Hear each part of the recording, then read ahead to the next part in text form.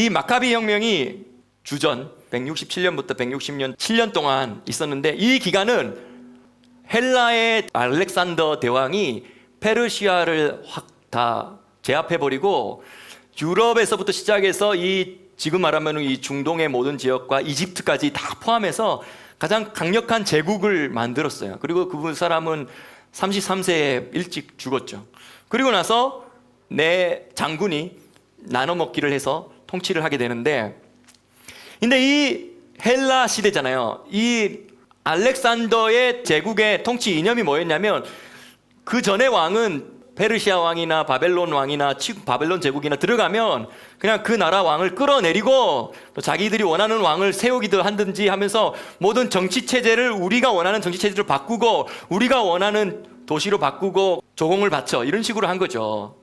근데 이 헬라는 어떠한 방법을 했냐면, 너희들이 하던 정치 체제 그대로 간다. 그냥 우리에게 조공만 바치고 딱 하나 있다. 그건 뭐냐면 우리의 고급 문화인 헬레니즘을 받아들여라, 이거예요. 조공 조금 바치고 너희 정치 체제 건드리지 않을게. 그대로 가. 되게 편하죠. 단지 이것만 해. 헬레니즘 받아들여. 근데 여기서 말하는 헬레니즘이라는 게 뭐냐면 전부 다 그리스 로마 신화의 바탕을 둔, 이방 신화의 바탕을 둔 이방 신을 섬기는 모든 문화와 날과 절기와 관련된 것들이 가득 찬 거예요. 근데 뭐 이방 사람들이야, 다른 나라 페르시아 사람들이야, 뭐 이집트 사람들이야, 뭐 상관없지. 그 전의 시대, 그 전 제국에 비하면 너무너무 좋은 정책인 거예요. 우리 뭐 반대할 이유 없죠. 그리고 고급 문화라고 하는데, 더 도시화된 문화고 고급 문화라고 하고 세련된 문화라고 하는데 안 받을 이유가 없지 하면서 받아들이는 거죠.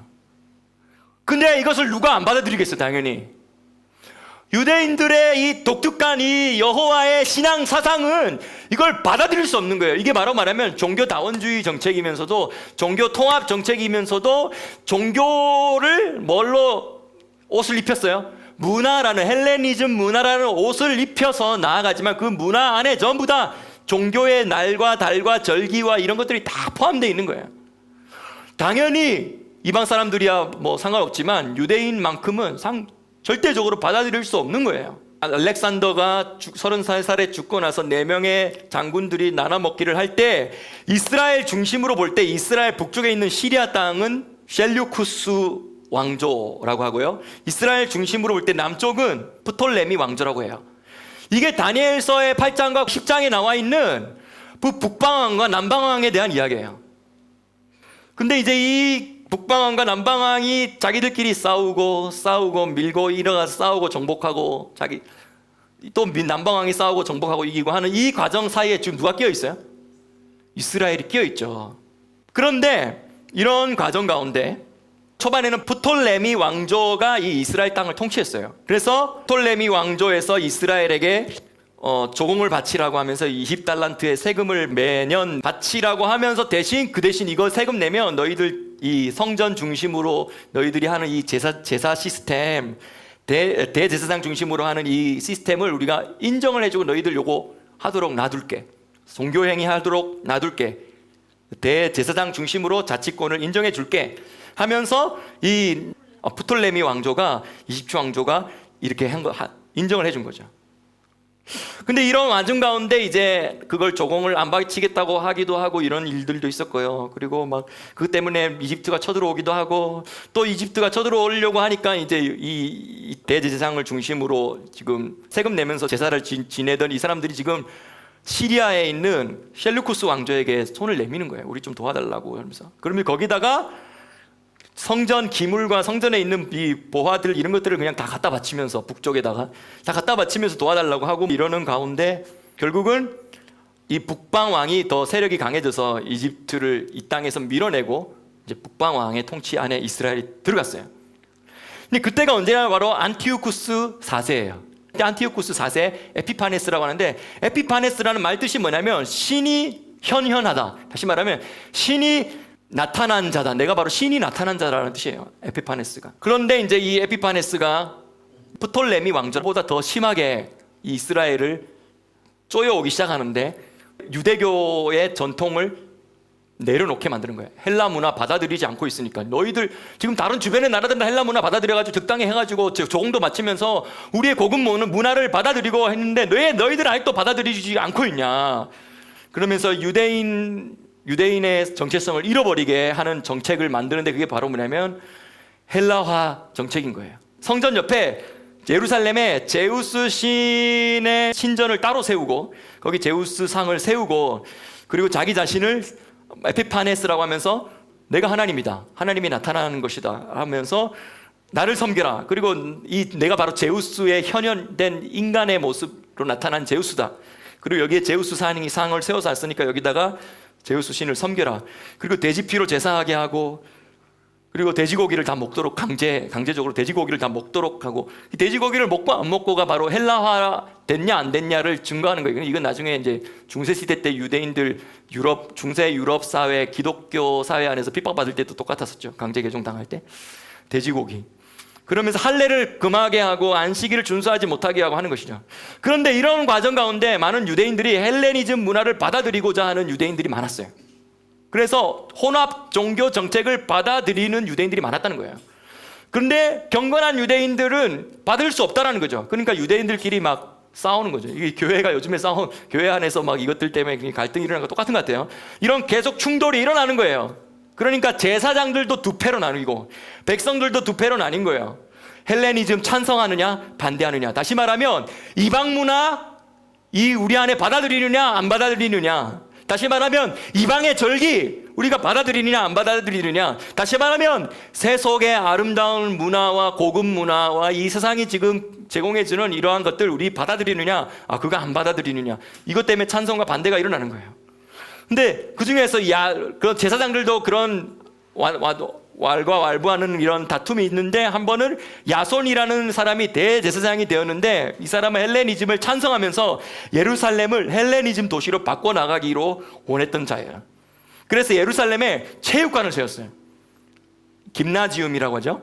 체육관을 세워놓고는 예루살렘 시민들이 이 체육관에 다 모여가지고 즐겁게 관람하도록 분위기를 만들고 심지어는 제사장들도 예루살렘의 성전에 어쨌든 잘 더럽혀져 있지만 또 매일 상번제를 드렸을 거 아니에요. 성전에서 상번제 드려지는 것들을 빨리빨리 서둘러서 제사장들이 성전 제사를 빨리빨리 서둘러서 끝내버리고 어디로 가려고 하는 거예요?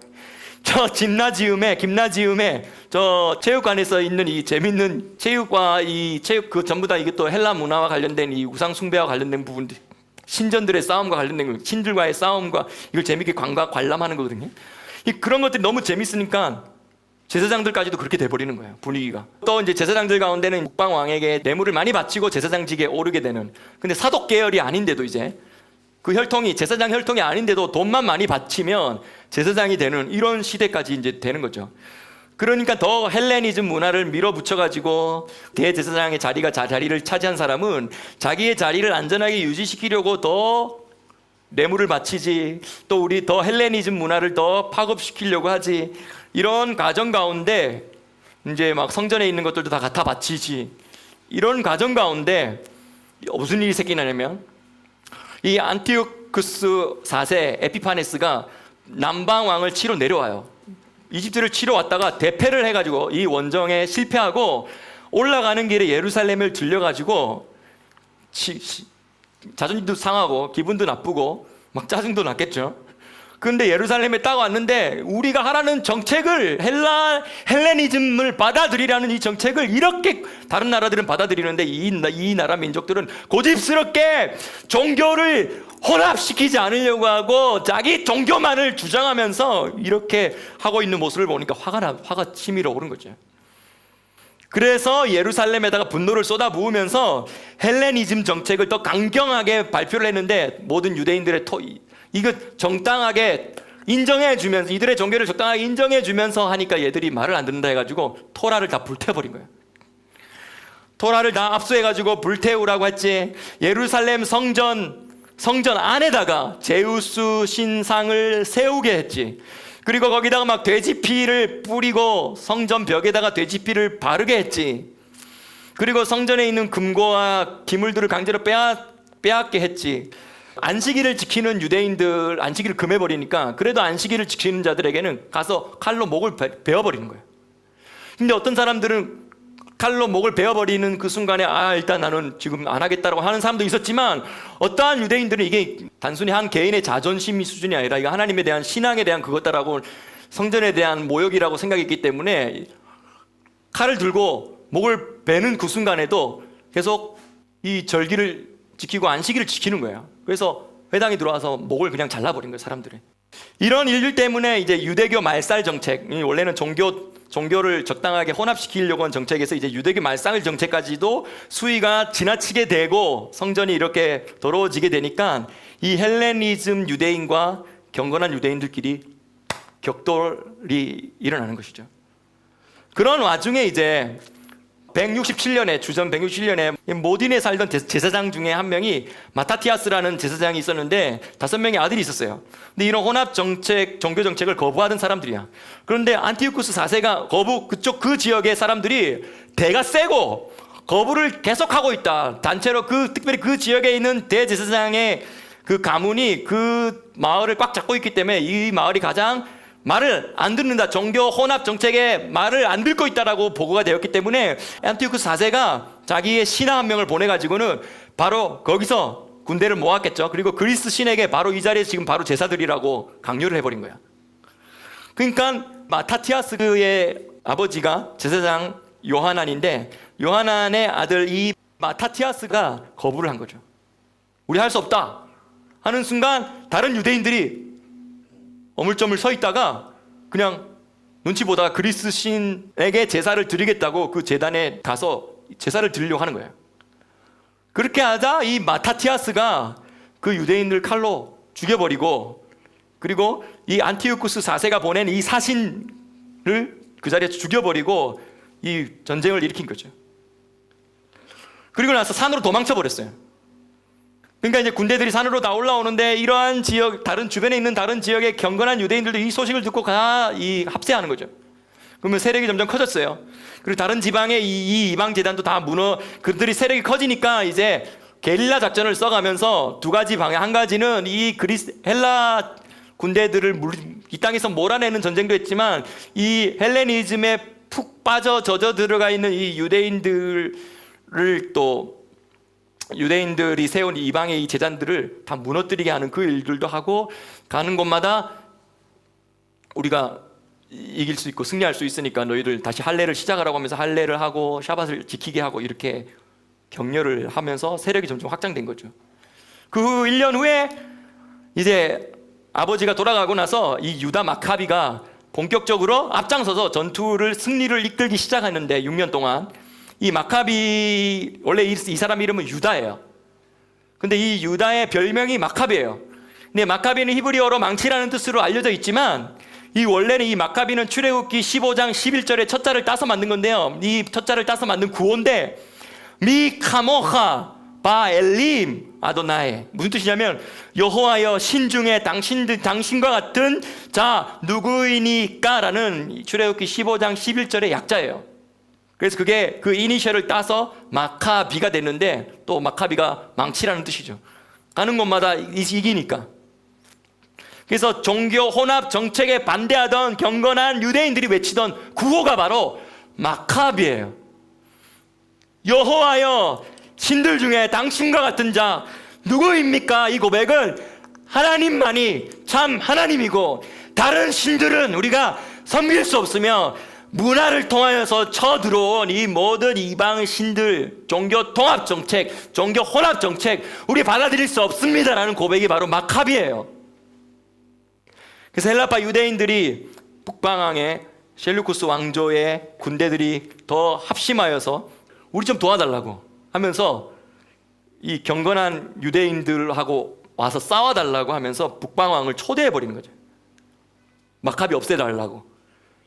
근데 그들이 쳐들어오면서 이 마카비가 그만큼 세력이 더 확장되는 바람에 오히려 이 전쟁 때문에 마카비는 세력을 더 확장하게 되는 거죠.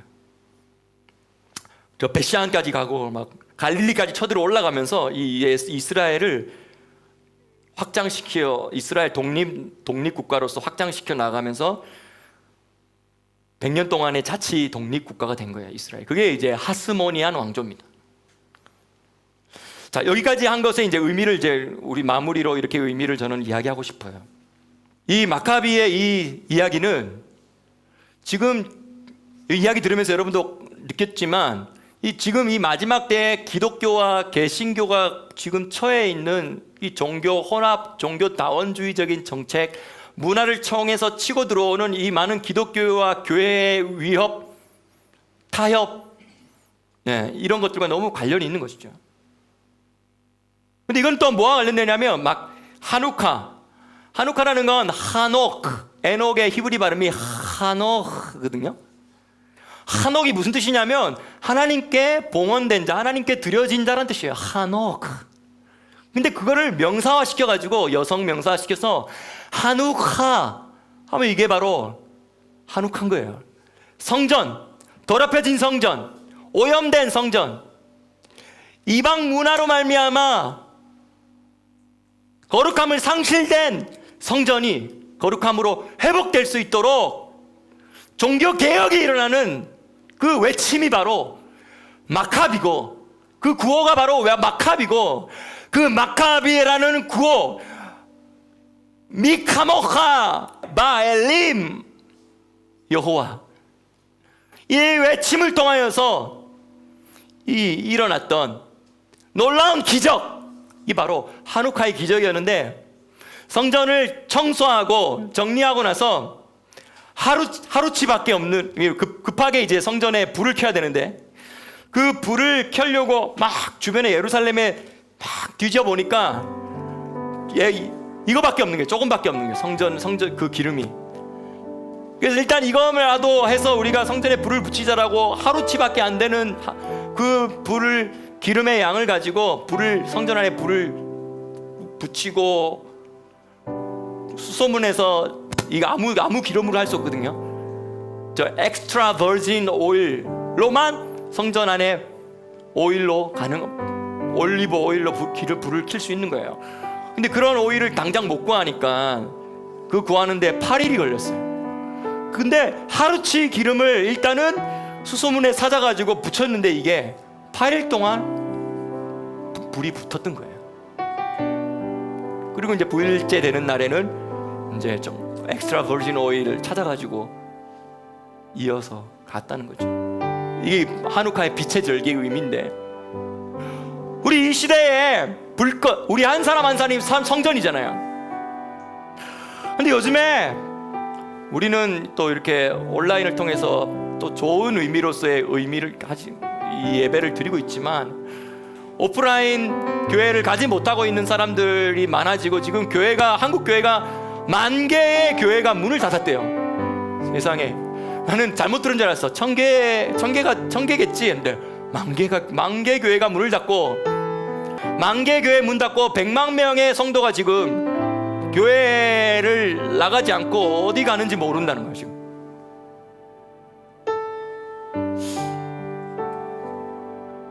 정말 이 시대에는, 이 사악한 정부와 이 사악한 이 시대는 성전을 불 꺼진 성전 만들게 하고,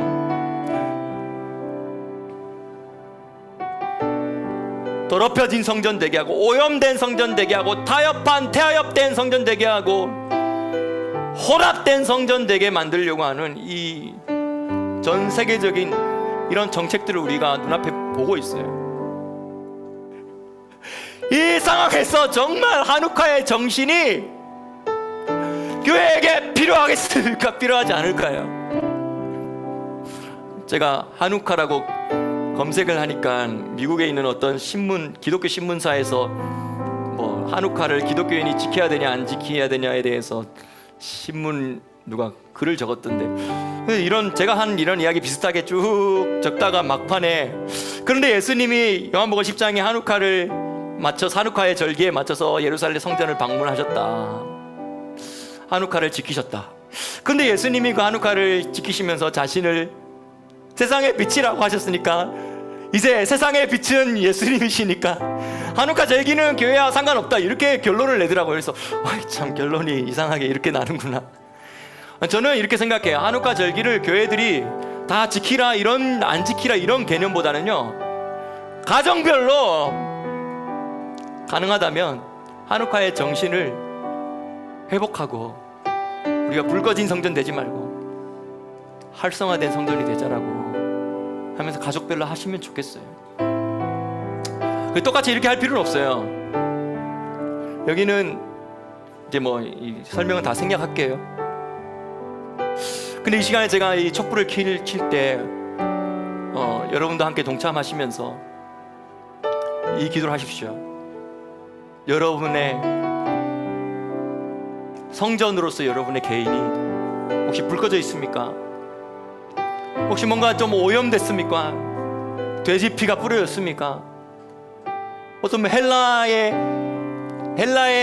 문화라는 이 세속 문화에 찌들려 있지는 않습니까? 오르면서 그때 당시에 제사장들처럼 예배 빨리 끝내고 빨리 그 운동장 경기 쳐다보러 막 달려가는 그런 모습은 혹시 있지 않는가요? 우리 가족의, 우리 자녀들의, 우리의 교회의 지금 모습 가운데 이 한우카와 크리스마스가 되게 겹쳐질 때가 많은데요, 이 기간은요 1년 동안 가장 낮에 해가 짧은 기간입니다. 그리고 밤이 가장 긴 기간이에요. 근데 어둠이 가장 짙어갔을 때, 그때야말로 우리가 세상에 빛이 되고 소금이 되어서 그 어두운 세상을 밝힐 수 있는 절호의 기회가 되는 것이죠. 이 시간에 제가 불을 켜겠습니다. 아까 했던 그 고백이, 저는 마카비의 약자가 이걸 했잖아요. 누가 당신과 같으리까? 여호와 하나님, 당신과 같은 분은 세상에 없습니다. 이 고백인데요, 한번 따라해 봅시다. 미 카모하 바 엘림 아도나이. 자, 미는 누구, 카모하는 당신과 같은 자 누군가, 이런 거거든요. 바 엘림은 엘로힘은 하나님을 말하지만 엘림은 이방 신들을 포함하는 엘이 하나님이잖아요. 근데 엘로힘 하면 하나님, 우리 하나님을 말하지만 엘림 하면 이방 신들을 말하는 거예요. 그러니까 이방 신들 중에서 여호와, 당신과 같은 분 누구십니까? 마카비. 한 번 더 따라해 봅시다. 미카모카 바 엘림 아도나이.